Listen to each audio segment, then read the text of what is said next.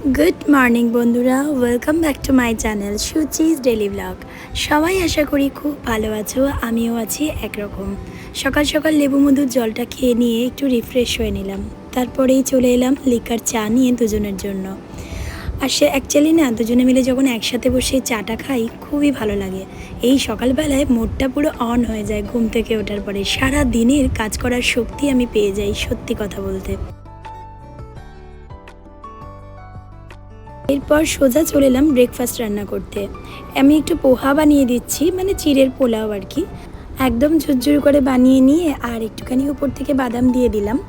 আর আজকে ছেলে তো এই সমস্ত খায় না, আমার বড় ছেলেটা অনেক কিছুই খায় না, তো ওর জন্য একটু দুধ কর্নফ্লেক্সে দিয়ে দিচ্ছি। আর তোজসোনাকেও আমি আলাদা করে স্মুদি বানিয়ে খাইয়ে দিচ্ছি। আর আমিও নিয়ে নেবো একটুখানি চিড়ের সাথে, মানে দুধ চা নেবো অ্যাকচুয়ালি আর কি। আজকে খুবই ইচ্ছা করছে খেতে। এই দেখো, একদমই অত্যাচার যাকে বলে, ছুটির দিনগুলোয় না একেবারেই ডায়েট কন্ট্রোল করতে ইচ্ছাই করে না। তো এই দেখো, দুধ চা বানিয়ে নিয়েছি আর তার সাথে পোহা। আর আমরা একটু রেডি হয়ে বেরিয়ে পড়ছি। কোথায় যাচ্ছি সেটা বুঝতেই পারবে একটু পরে। এই দেখো, এখানে এসেছি তোমার ডিজিটাল জিও, মানে জিও কানেকশন বা সব কিছু এখান থেকে যেখানে হয় সেই একটা শোরুমে আর কি। যদিও কাজের কাজ কিছুই হয়নি, আমার সিমটা নিয়ে একটু প্রবলেম হয়েছিল, সেই কারণে এসছিলাম। তো আবার আমাকে আসতে হবে সন্ধ্যাবেলায়। এদিকে বাড়ি ফিরে এসেছি, বাড়ি ফিরে এসে রান্না শুরু করে দিয়েছি। রান্নায় আজকে বানিয়েছি এই যে দেখছো আমের চাটনি, মানে গুড় দিয়ে। আর তার মধ্যে দেখো তোজবাবুকে বাথরুমে পাঠিয়েছি একা একা স্নান করতে। আর এখানে আমি একটুখানি কলমি শাক ভাজা করে নিচ্ছি। আর সব রকম রান্না আমি করে নিয়েছি আজকে, মানে একেবারেই মানে মাছ মাংস কিছু করিনি, কিন্তু ডিমটা করেছি, ডিমের একটু ঝুড়ো করেছি, ডিম ভুজিয়া যাকে বলে। এখানে দেখো শাক ভাজা আছে, ভাতটা তো তোমরা দেখলেই।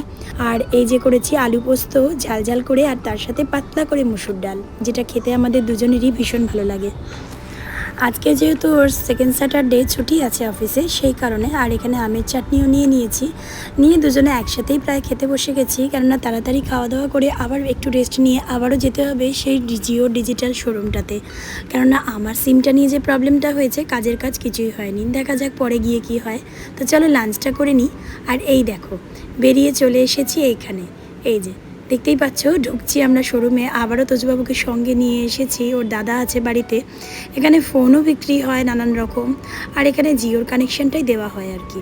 কাজের কাজ কিন্তু কিছুই হয়নি, আবার যেতে হবে কয়েকদিন পরে। ভ্যালিডিটিটা 3 মাসের জন্য, আমার এখনও ওটা শেষ হয়নি। তো যাই হোক, এখানে ডিনারে আমার ছেলেকে ম্যাগি দিয়ে দিচ্ছি। আজকে আর শরীরটা একেবারেই বইছে না, তো আমি একটু ডাল আর মুড়ি মিশিয়ে খেয়ে নিচ্ছি। আর ওর বাবা বলেছে পরে আর কি, যাই হোক কিছু খেয়ে নেবে, বেশি কিছু খাবে না রাত্রেবেলায়। আর এই দেখো, এখানে আমি চিকেনটা নিয়ে এসেছি 2 কিলো প্রায়। আর এটা আমি ম্যারিনেশনে বসিয়ে দিচ্ছি। কিভাবে ম্যারিনেট করছি তোমাদের সঙ্গে আমি দেখো।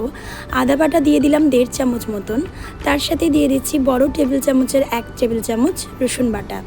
আর দিয়ে দিচ্ছি হলুদ গুঁড়ো 1 চামচ।